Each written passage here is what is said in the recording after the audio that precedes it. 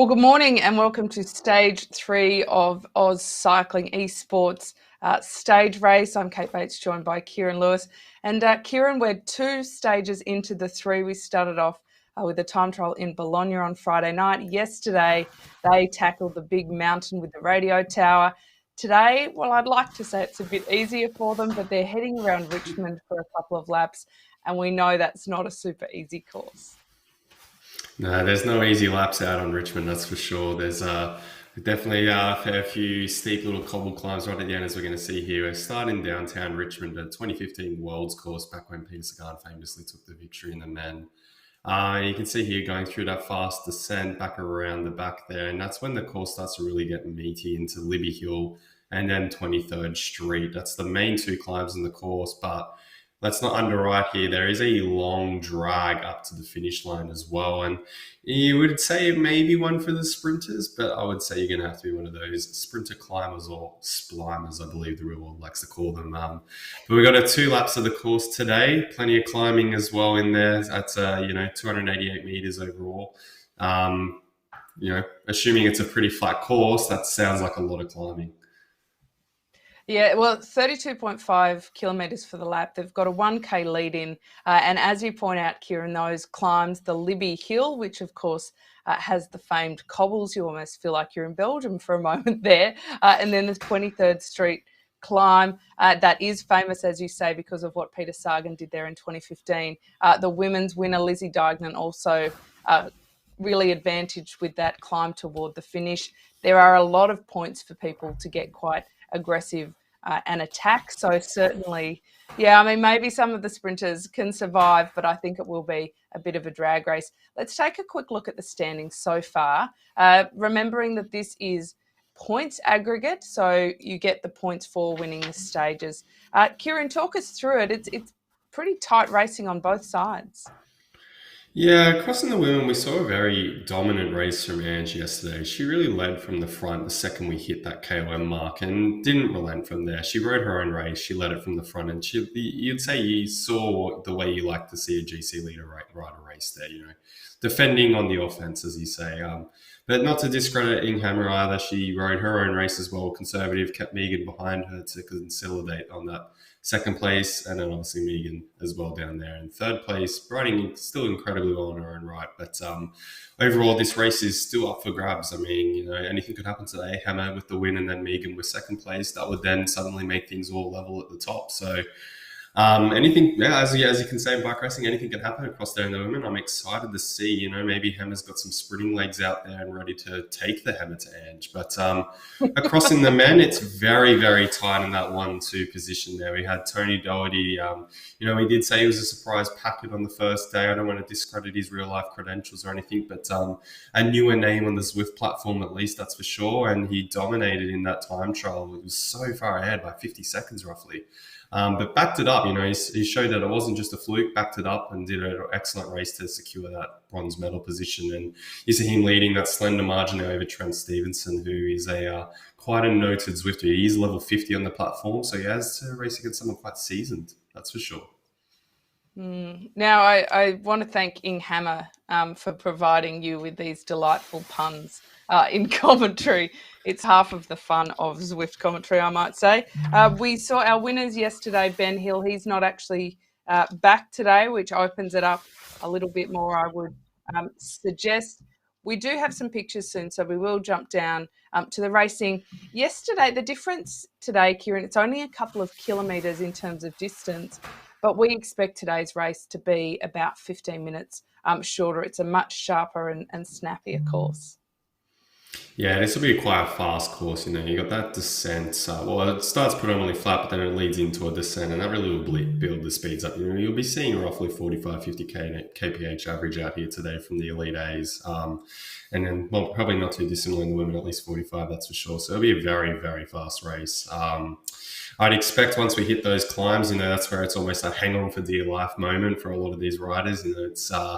It's almost an achievement just to make front group on a course like this, I would say, especially after that first lap. you'll reach that start finish line banner and take stock. Am I in the front group? Okay, brilliant. How are the legs? What am I feeling? Am I able to make the front group for the finish? And fingers crossed that I get an aero power up so I can make a difference in that sprint. Yeah, I'm glad you mentioned power ups. They can definitely come into play on a course like this. Let's head down and take a look at the racing as it has just started. They're out on course 1.4 kilometres in. And we know that between now and that first ascent up Libby Hill, everybody is just posturing. There is often, Kieran, isn't there, on this kind of course, a little bit of hesitation in the field. They know what is to come and they don't want to do too much too early and put that in any kind of danger, the energy that they may need to go up those climbs. Yeah, that's the thing with Richmond. 2 laps is a bit of a difference on this. 1 lap, it's a very much a all-out sprint fest right into the climbs. 2 laps, it makes things a bit more cagey. You need to protect the legs, you need to conserve what you can because that final lap is awfully brutal with those climbs at the back end of the race. As we're getting a close look here at Sam Mueller, he's obviously started out quite hard, racing aggressively from the Canberra Cycling Club there. Just a note on Canberra Cycling Club, they rode incredibly well in the esports series recently, just the 6-week series that we ran with AusCycling, and they actually took out second place, toppled only by their rivals, Vikings Club out of Canberra as well. So Canberra certainly taking the Zwift platform seriously right now, and Seb looking to maybe get a result here today as well. I don't think he raced the first 2 stages, but that doesn't discredit his chances today. He might be able to sneak a win.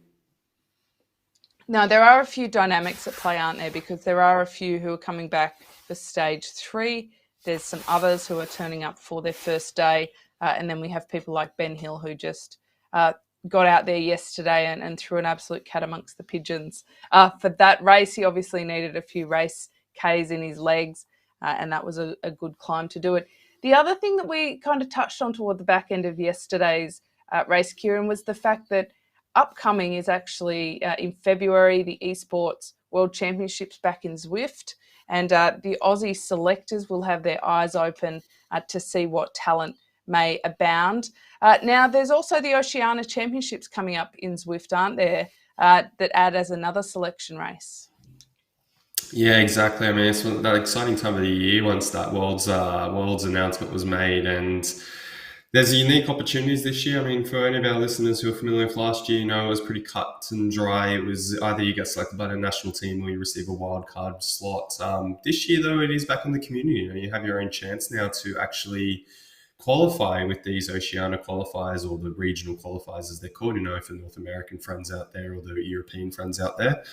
But yeah, I mean, the top 5 from each region qualify. There is 5 in total, so that means that there will be 25 unique special riders who got through based off these qualifiers off their own back and get to go and compete for their nation still. Because obviously, if you do win these qualifiers, you don't just get a wild card mark next to your name and you jump in the race and race in your community jersey, whatever it is. You do become a full-fledged member of your national federation. You for Australia's sake, you can take us as an example. We've got 4 pre-selected riders that we'll have, but if we had 5 win our Oceania qualifiers, which I hope happens, fingers crossed, I'm very biased, but that would suddenly mean we have 9. So yeah, I mean, there's a huge credit and a huge carrot, out there for a lot of these riders today. They're sharpening their legs up. Those qualifiers are very soon. We're talking about, I think, in 2 weeks' time. So this is a great mark of, okay, where am I at against the Zwift racing community? This is top level talent out here. This won't be too dissimilar to the level they need to ride at in that race. So for a lot of these riders, they might have missed the first 2 stages, but that's okay. The qualifiers are just one race. So at the end of the day, they're just seeing how their legs shake up over one day. I was about to say as they continue their slow march toward the climb, but there is absolutely nothing slow about it. They are heading toward the 50k an hour mark with an attack from Yamada here from Jet. This is quite brave, I would say, to attack at this point in the course, but we also have to consider that perhaps he might be setting teammates up. He would enjoy getting that thumbs up and getting that sprint jersey through there. Perhaps he was also going for that. Interestingly, though, Kieran, a number of power-ups being dropped in the bunch. It seems like slightly odd timing for that. Yeah, I mean, what we're seeing here, I think it was actually Tony Doherty, by the looks of it, our leader, potentially dropping the draft power up. And I guess that's just you're new to the platform, a bit of a novice, almost a rookie to the Zwift racing platform, and you gotta take your cut your teeth kind of thing and learn that even a drafting power up can have its advantages at the right moments. I think. To run through all the power ups at play that we have in this race, we don't have the full suite that some of the ZRL races get, but we do have the stock standard, the aero power up, which obviously increases your speed over, I think it's roughly about 250-meter distance it is for 15 seconds. So it's however quick you're traveling, obviously, but that makes you an awful lot quicker. Everybody sort of just hopes and prays they get the aero. That is the best power up in game for a lot of circumstances. However, the next best would always be the feather, and on a course like this, I'd be hoping for a feather, that's for sure, to get over those climbs. Yeah, so we'll just take a quick look over to the women. We only have two today. We've got McRae and Hammer, who they do have a very close race at the top of that table there. McRae won so comfortably, as you said yesterday, Kieran. But when it comes down to points, ultimately, it doesn't give her any bigger advantage on that overall leaderboard than simply winning. But it is great to see her repping Hawthorn and Evo. And for anybody watching, that's usual convention in this kind of racing, that you'll put your club first and then your esports team second. So Evo is who she races with, Evolution Racing in the Zwift world. That's how you can unpack it. I do notice that a lot of people change up their descriptions fairly regularly, and you can put whatever you like in there, hence getting delightful names like Birdie Num Num. Because it is absolutely at your discretion. I noticed in the men, Kieran, that we actually have Travis Frazier out there today from OMG. I think he's OMG. They killed Kenny, but he races in the community leagues that I've noticed a lot, the American, and he is sensational. He's a pretty handy sprinter, like a long-range sprinter, and so interesting to see him turn up today. This is definitely the kind of course that suits him. So great to see him jump in on something that he thinks he could light up a little bit.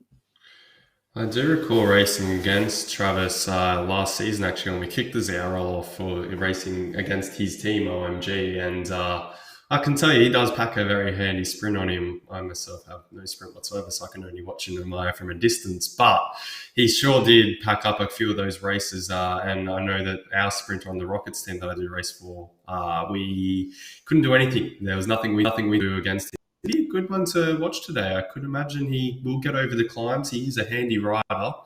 So yeah, you never know. I think he might be a bit of a marked man. I don't think I think a fair few of the riders out here would know him. If you are racing on the platform, that's for sure. But I can see he does have another teammate in there as well. As there was another OMG rider. I think it was M. Grenier. Yes, there he is. Maybe a few cards to play here for the OMG team.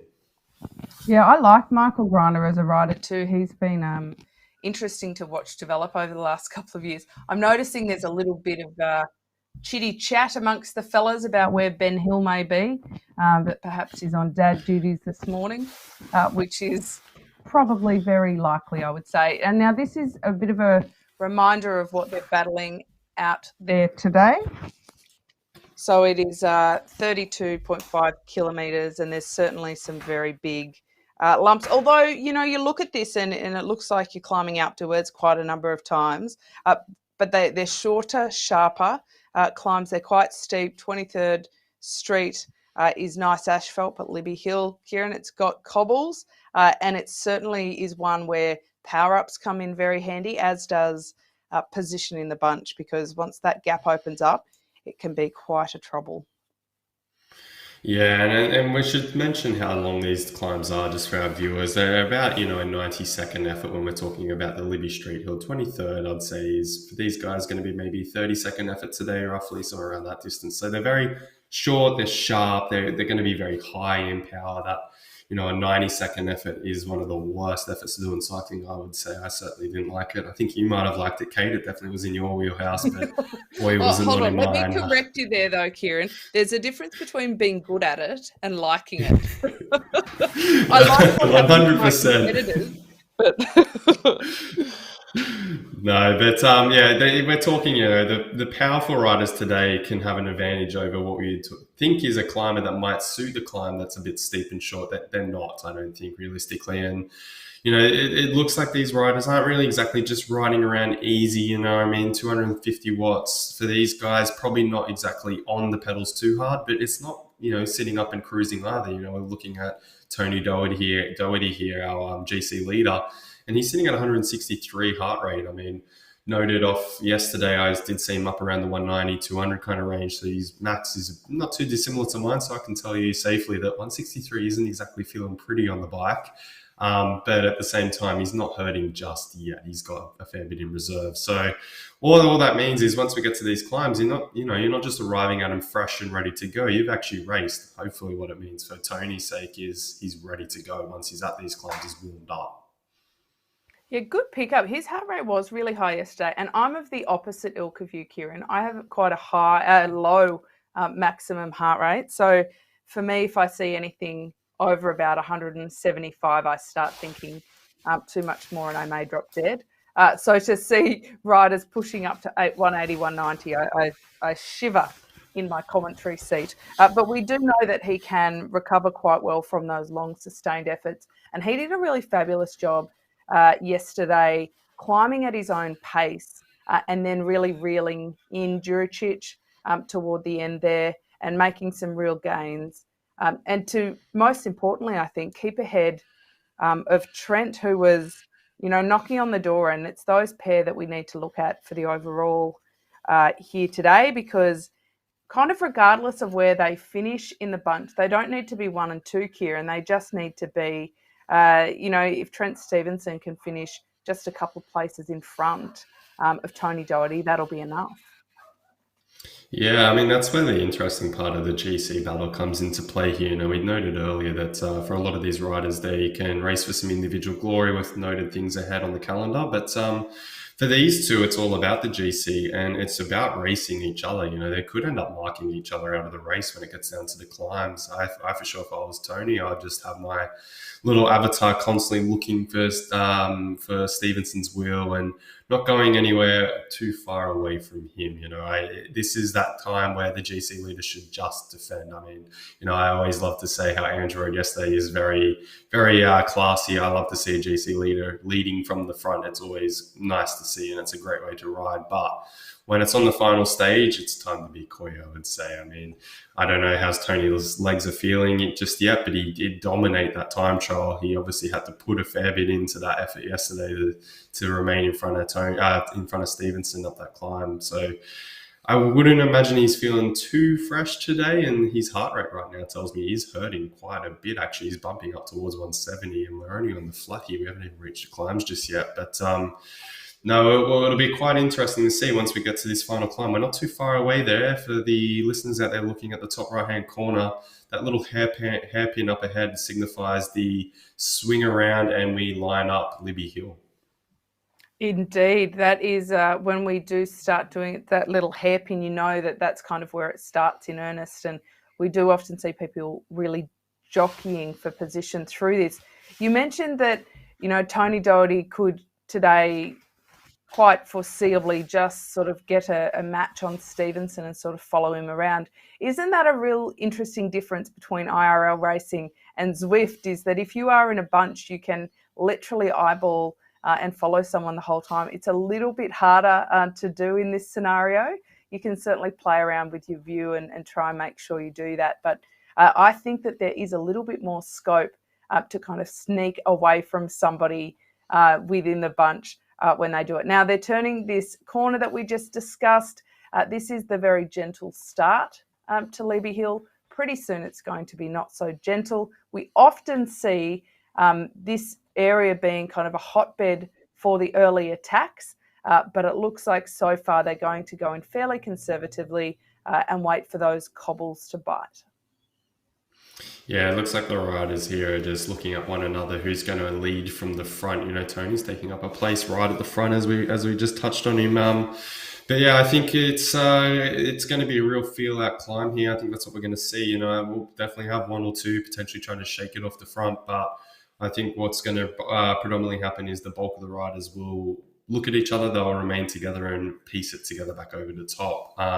I hope for something different. I hope for, ones and twos all the time. That's what I love to see in racing. But seeing someone drop an aero power up awfully early, I think that might be Yamada again. I'm not too sure. I might be wrong there. But yeah, definitely odd. I would say odd power up choices quite early. I would wait until the last bit of the climb, even for an aero. We can see Zito moving off the front here now as well. That's a lot of orange numbers being dropped by riders just everywhere. This is where it really starts to get hard as we zigzag our way. And now we've hit the cobbles of Libby. You can see this is where it really starts to bite in for these riders, Kate. Yeah, you're right. You look to the right and all you see is a sea of orange. Not quite so much attacks, more just really pushing off the front and ramping it up 14% around that corner, but they can see the arch at the top. At this point, to have a wheel, they are fairly safe. Ojasan, Watanabe, and Lee are the three that are leading, but that bunch is not too far behind. Devlin for World Elite Zwifters looking fairly comfortable. And there's our boy, Travis Frazier. We knew that he's got the punch to go over this climb in the front group. Now, this is a really important part of the course because there's a lot of people who have just suffered over that climb and managed to keep in touch with the bunch, but are certainly suffering. Even we're watching Devlin at the moment. His heart rate is certainly pushing right up there. Now, this is a big opportunity for a rider who is just sitting in and feeling quite fresh. This is a great place to actually lay down and attack and just get 1 or 2 seconds before that 23rd Street climb. It looks to me at this point like while some gaps are opening up, Kieran, they're not super motivated to really push overly hard here, and I think we'll see a regroup. Yeah, I think so, Kate. I mean, it's very hard to go at this point if you've got to be feeling awfully good. And you said yesterday we wish Marco was here. This is a course Marco would love. He would be pushing it at any moment there's a lull. But here we go up 23rd now. We see a fair few featherweights being dropped and a 11.4 watts per kilogram surge by Callum Pearce here. Oh my God. It's just absolutely pushing it at the front. He's looking quite strong, Callum. I noted him yesterday. He went quite early as well. I don't know that he has the legs to go all the way, but maybe, I'd definitely watch him today. He's obviously got some good legs to drop out at an 11.4 watts per kilogram surge off the front. But, now it looks like everybody is moving back in together now. We're seeing a regroup. Let's keep an eye out. Remember, we're watching Tony Stevenson and Tony Doherty and Trent Stevenson, our two GC rivals. Well, Connor Pearce, that was a big effort from him. The Z Sun rider certainly on paper has a fairly exceptional CV. 13.5 watts per kg for 15 seconds is his PB. So watch out when Connor Pearce gets wound up and going. I'm really interested to notice that Luc Gilbert has moved up as well, the Canadian. On paper, he is the most powerful man we have out on course. He's an over 1,000 watts kind of sprinter. Him and his fellow countryman Merlin Dallaire. So they're the two that we can kind of keep our eye on, that if they are in that front group, they will be danger toward that back end. I think that Dallaire is in the second chasing group, but they're the kind of danger men. Now, you kind of mentioned earlier, Kieran, that you could play this a number of ways for Stevenson and for Doherty in terms of trying to get this overall. And there is definitely a tendency, like a tradition in cycling, isn't there, to want to see them race from the front and show us some heroics. I mean, after all, this is entertainment, right? But if we just drill 100%. Back a little bit from that, this is an opportunity for them to just look after themselves and ride a very smart tactical race. We'll take a look at the replay. Kieran, talk us through some heroics from Pearce here. Yeah, he just went early, he had the bright power up. You see there, he's dropping the feather right at the perfect time, really, as we're just starting that steep ramp. And then he immediately, it was 13.5 watts per kilogram. Wow, that is an amazing effort. You can see his heart rate at 190 BPM, but I guess he just wanted to lay his cards down, send a warning shot to everyone. I'm a rider to be reckoned with today. I wouldn't give me too far. And he's really pushing the pace over everyone behind him. Riders guys are scrambling, they're doing what they can. This is one of those climbs where you just got to grit the teeth. It's almost, because you're on a trainer, at least you can shut the eyes and just bear it and try and go as hard as you can. But you can see as he gets over the top, he's topped out at 200 BPM. So that was a flat out effort for Pierce. But your man back there, Frazier, was the rider who actually was able to shut him down. So I think there's a fair few good, motivated climbers in this bunch behind that they might have something to say. But one thing I've been noticing here, I've been watching Tony and Stevenson, and they're actually, Stevenson's in the lead group at the moment, and Tony's in the chase group. So Stevenson's racing as you would want to see. He's doing everything you need to do to win this bike race today or win this tour. And Tony now needs to chase. He's got 9 seconds to that group in front. Stevenson's actually the one pushing the pace of the group, so he's very motivated to keep them away. And you can see Tony here is just scrambling. He's just got to get back on terms. And anyone that races on Zwift knows that once you're out of that draft, it is hard. You need to dig, and you need to dig immediately, because that gap just, it compounds. It's like compounding interest at the end of the day, for our finance lovers out there. It just gets worse and worse and worse. But you can see here, he isn't doing this easy. 185 BPM. He's got one of the Inc. riders, the Innovation Cycle team, with him, which isn't good. That's not a good thing for him, because Innovation Cycle is actually Stevenson's team. So he's got a rider marking his every move. And Kate, I'm sure you're very well aware of this, but it's such a psychological blow. Once you've got a rider sitting your wheel and you're trying to shut a group and you're getting no help from that rider with you, oh boy, if he gets back onto the front terms here, he deserves the GC win. That's what I would say. Yeah, I mean, we do cater for all, Kieran, including our finance lovers. I'm one of those, so that works for me. An observation about Tony Doherty. I think he's the strongest man in the bike race, but he keeps getting this. We saw this yesterday as well. He gets himself caught out, and then he's on the back foot and having to throw these massive watts out to try and chase across. He's actually bringing this gap back ever so slightly.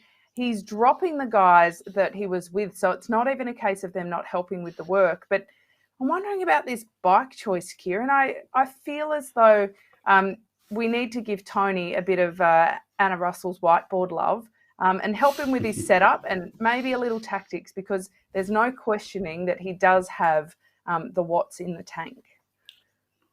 100%. And we touched on bike selection yesterday and how important it can be, but for a course like this, that's such a varying terrain. Obviously, Tony might be too low level to have the Tron, as many of the riders in front of him does, but there's plenty of other bikes out there once you delve into the garage, as we call it on Zwift, to pick from. And what you'd want today is something that has a bit of aero capabilities, especially if you're finding yourself in a position like this chasing. And what he's on right now, a Trekker with lightweights, is what we'd call our lightweight builds. That's for going up out the Zwift, that's going up for Von Top, those kind of climbs. I wouldn't say it really suits a predominantly flat course with a couple sharp climbs. I don't think that's the right kind of bike for what I would say would get you around here the quickest. But he is doing an awfully good job here to keep this gap at bay. He's slowly chipping away. It's down to 7 seconds now. He's staying consistent on the power. He's not really dropping below 350 watts at any point here. He got some funny comments in the chat there from many of the riders, maybe trying to psych him out, saying it's a time trial versus a team time trial. But maybe it's not so much just a team time trial, because we can see here that Trent is absolutely drilling it on the front. He does not want that rider to come back. He's very well aware that this is a GC battle, and it's the deciding battle right now is what we're watching. Yeah, it is smart riding from Stevenson, and Gilbert appears to be having a little bit of giggle at Doherty's expense. He's our sprinter from Canada. Hot tip, anybody in that front group, you don't want to take him to the finish with you, because if his numbers are anything to go by, it will certainly suit him to a T.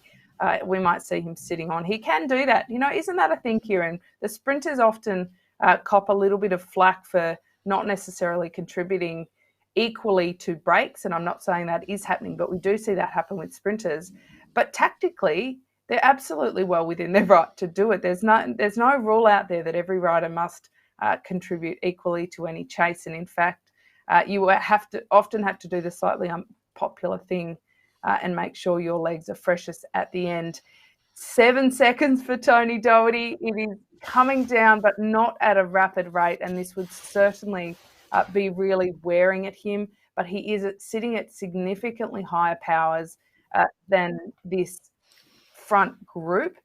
So if he can hold on to that, he's clawed it back to now 6 seconds. We can see him in the background. My legs are burning just watching this, as are my lungs. I think this is the hero moment for Tony. If he gets back on, Kieran, he has got to find a good wheel and not let it go. Oh, 100%. But we're watching Trent here pushing it on the front. He saw that it had closed down to 6 and he's immediately gone to the front and said, come on, guys, let's lift this pace. I do not want that rider to come back on. Because let's look down the list there. No one else there really is challenging him on GC. But we're getting a good look in here at the women's there with Ange just deciding, no, I want to actually do this one on my own today. I want to solidify that win. And she's just gone out. She's obviously laid the hammer down over hammer once again, to reuse my joke from yesterday. But she's absolutely pushing it once again. She's obviously pushed it hard over the hills, the Libby Hill and then 23rd. And it looks like she's going to take a comfortable win down there. But it looks like Hammer's not lying down or anything. It looks like about a 30-second gap there. She's got some white numbers on the screen, the glowing white numbers. That solidifies that, a rider's now on the pedals. They aren't doing it easy. Still pushing on, that's for sure. So credit to Hammer. She's going to ride for that silver medal, that's for sure. And she's going to get that in for her cycle club. But what we're watching here in the men is quite an exciting battle. It seems Tony is losing it at the moment. It's back down to 8-9 seconds now, even as we went through that hairpin.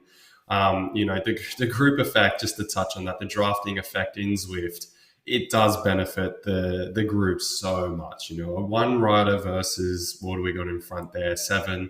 I mean, even out in the real world, we know how hard that can be. When you go into Zwift and it's all about the grouping effects in and out of the corners and all the different surges from behind that you get in the changes of pace versus just one rider punching into the wind, it's a very, it's a mountain ahead of you. And maybe it is poetic that he is on a mountain climbing bike, because that's what he's facing right now. He's got a massive mountain to climb. I think the gold medal for the puns and the funny jokes goes to you today, Kieran. You're on fire for a Sunday morning.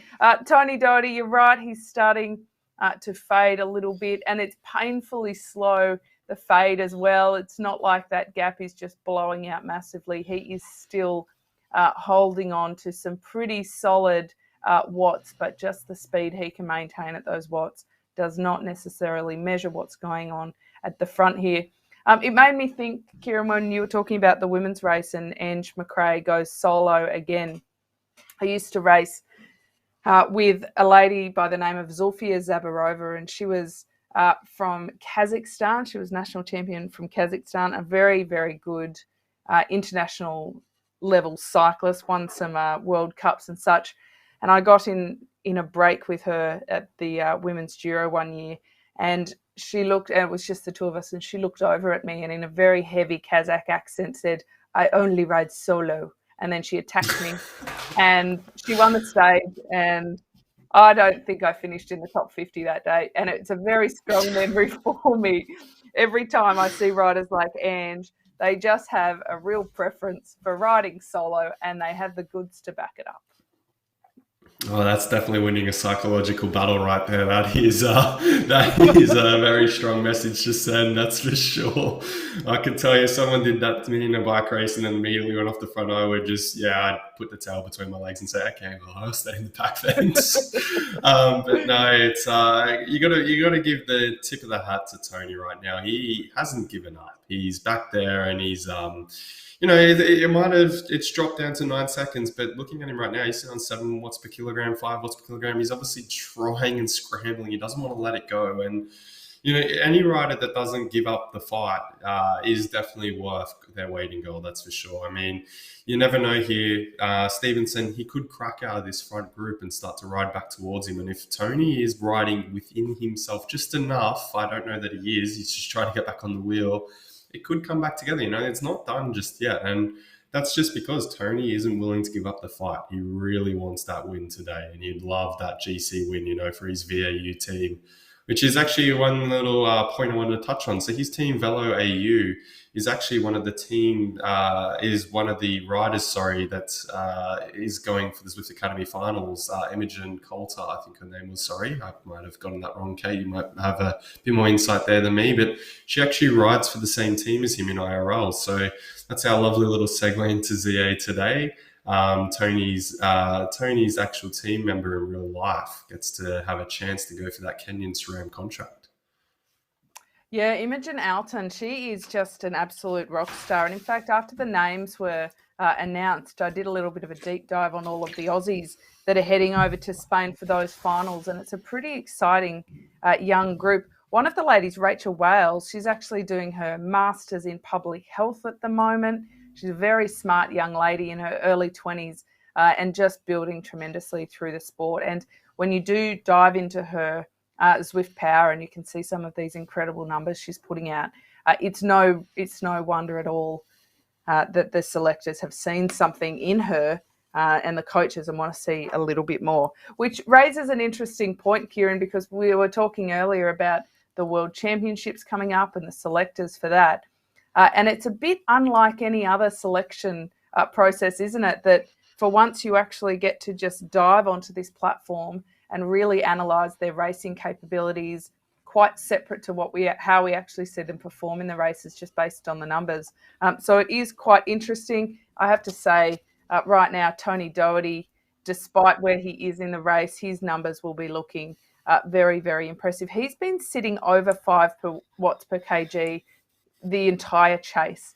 I mean, I think I'm going to just float it, Kieran. I'd love to see a Zwift hour record where you just choose a course and everybody has to go solo, and let's see how far they can get within that time. Kind of would suit Tony Doherty, I reckon, based on this effort we're seeing. No, that's actually an interesting concept, Kate. I might have to note that one down and bring it up to the team later on. I might steal that one from you. But no, he's certainly doing an amazing job there. I mean, it's the race is going away from him here, sadly, and I'll put the curse on him right now and say I think the race is done for Tony. But I do want to give him I'd say early ride of the day. He didn't give up. I don't think he will give up. I don't think that's in his vocabulary. I think he's going to ride all the way to the finish today. He's going to finish this off, and you never know what's going to happen ahead. I think Stevenson needs to finish at least 3 places ahead of him to get the clear GC win. So we'll keep an eye on that. The race isn't exactly done just because he's out of that front group. But I think it looks like Stevenson is riding quite well. There he goes. He gets the Rider of the Day tag. He's doing an incredible job back there, though, and he does really deserve that one.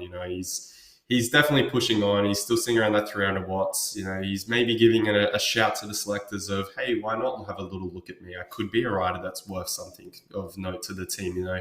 Maybe a good domestic for the esports squad as we're getting very close to selection time. They'll be in December when those teams are getting picked out.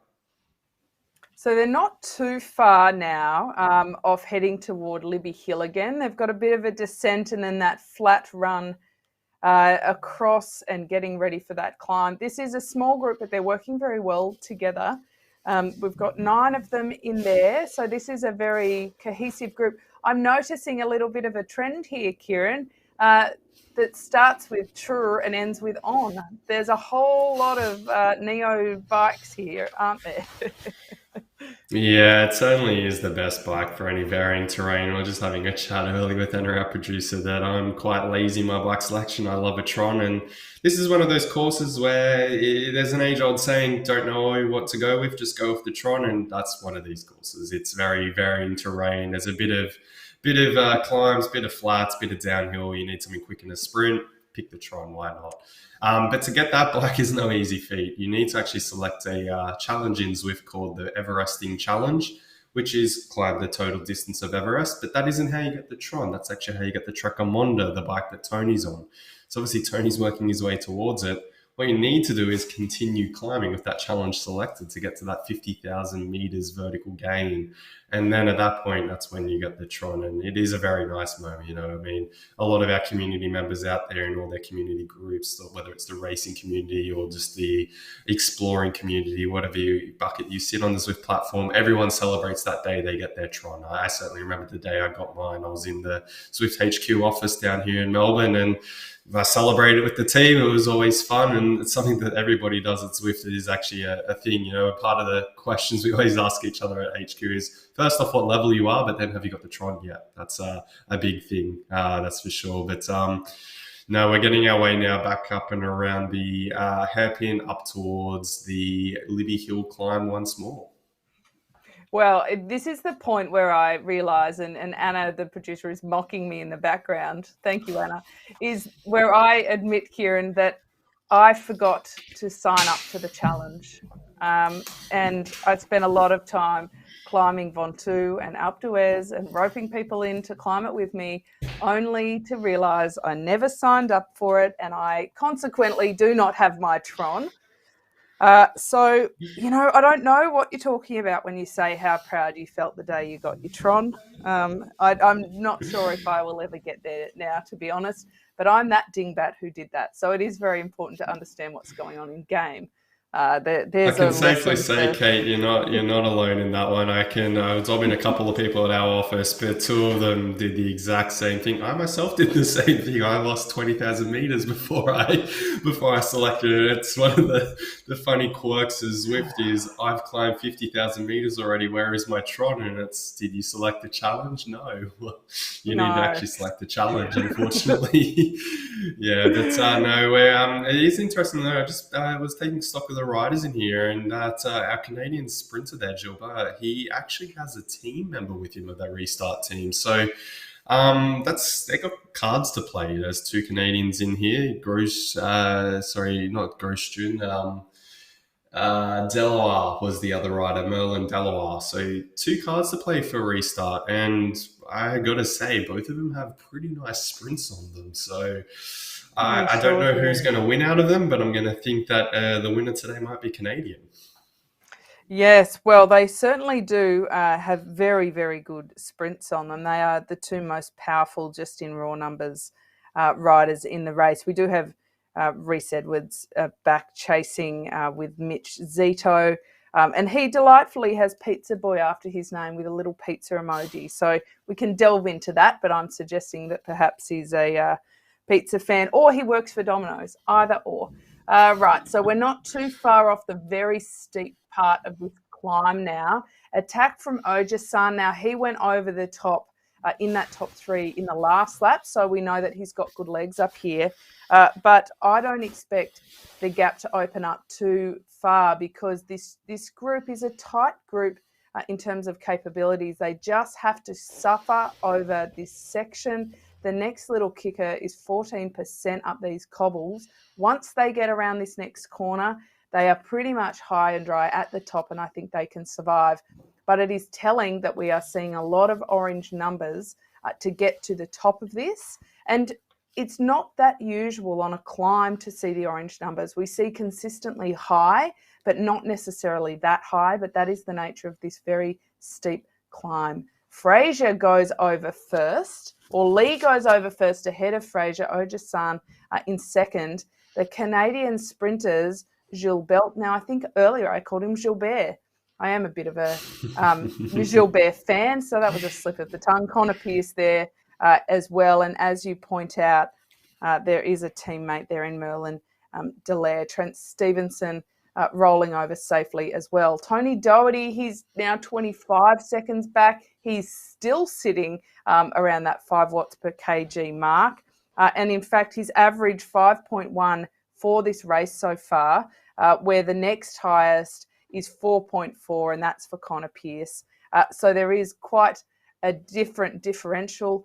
And I'm just thinking as well, perhaps, Kieran, we can have like a best watts per kg kind of award for these sorts of races for those that are still learning how to race in the Zwift world. 100%. I think that's yet another little mini award from the commentators for Tony in that one. 5.1 average is that's brutal. We're hitting 23rd Street here. And it looks like I'm watching the Canadians, and I think they've gone to the Robbie McEwen school of how to climb as a sprinter, start at the front, drift to the back of the group, because that's exactly what they did on Libby, and that looks like exactly what they're doing on 23rd. But it's Pierce once again. He does love 23rd Street, doesn't he? He's leading from the front on here. Unfortunately, it doesn't look like quite enough to break that elastic this time up either again, with Fraser now being the one mopping it up once again. So it's very similar scenes to the first lap up there. I think we're going to go down to a sprint here, Kate. Yeah, what I really like about Fraser in all the racing I've watched him do is he's a very efficient rider, and he does pack the punch from a Watts perspective. He's more than capable, but he does know the wheels to hold. He's very good at crossing over in second or third and making sure he's quite safe and can then take the recovery. He's in the super tuck coming down here, so he's absolutely making the most of every up and down. We did discuss yesterday the perils, the pluses and minuses of that super tuck and how it might make your legs feel. I think it is a little bit different when you're on a dynamic course like this, where those ups and downs are much shorter. The tendency to make your legs feel like they've got concrete in them is certainly a little bit lower. And it's only a short period that they can super tuck, but I'm kind of excited to see these tactics playing out. They're very clearly thinking about what's coming up, and that is the sprint. So remembering we're within the final couple of kilometres now for these guys, there will be a lot of posturing going on. And another quick shout out, I'm just going to keep doing it all day, back to Tony Doherty, who's now over 6 watts per kg, still plugging away back there and chasing. It is not outside the purview to perhaps see Trent Stevenson finish toward the back of this pack and Tony Doherty still get that over.